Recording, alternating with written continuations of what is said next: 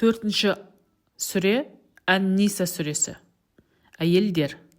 Бұл Ан-Ниса сүресі мединалық кезеңде түсірілген. Сүре 176 аяттан тұрады. Құрандағы реттік саны 4-ші. Уахи арқылы түсудегі реттік саны 92. Бұл сүре Ухуд соғысындағы мұсылмандардың күтпеген жерде ұшыраған жеңілісінен кейін кешікпей бірнеше айдың ішінде түсірілген еді. Берілген бұйрыққа бойсұнбағандығының және соғыс кезінде тәртіпті сақтамағандарының кесірінен ол майданда көптеген мұсылмандар өлім құшқан еді. Соның салдарынан жетім жесір қалғандарға және соғыс тұтқындарына қамқорлық көрсету қажеттілігі туындады. Пұтқа табынушылық кезегінде қолданылыста болмаған әйел құқықтары осы сүреде атап көрсетіледі.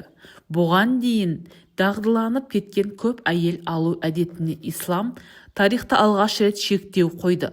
Сөйтіп, Алланың осы кәләмінде алғаш рет атап көрсетілді. Шамадан тыс көп әйел алушылықты ислам діні 4 әйелмен шектеп, оның нақты шарттарын айқындады. Исламға дейінгі жахили кезеңінде ғұмыр кешкен арабтардың алатын әйелдерінде шектеу деген болмаған. Бұл сүре ислам дінінің жауларын қолдаған 200 пенделерді сынға алып, оларды айыптайды. Өйткені осы кезеңнен бастап ислам діні өзінің ерекше сипатына ие болып, халықты көп құдайшылдық көзқарастан арылта бастады. Сонымен қатар сүреде жалпы халықтың және нақты мұсылмандардың тіршілік кешудегі басшылыққа алатын негізгі түбегейлі қағидалары қарастырылған.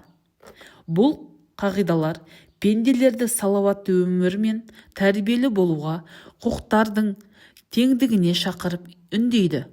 Жетімдерге деген қамқорлық пен адамгершілік қарым-қатынасқа нұсқаулар беріп, ынтымақтасуға, адамдардың бейбіт келісімге келіп шынайы ізгі ниет танытуларына үндейді.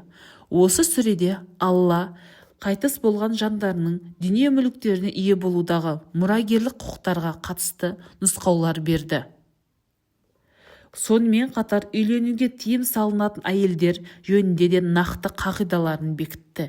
Және де соғыс кезінде Құдайға құлшылық етудің кейбір мәселелері де айқындалып, кітап түскен кейбір қауымдардың Алла ақиқатына бас имегендігі жайлы, мысалы Мәриям анамыз жайлы таратылған қауесеттер және Иса пайғамбардың айқастырылған ағашқа таңылуы жөнінде ойдан шығарылған жалған аңыздары турасындағы принциптік мәселелер қозғалады.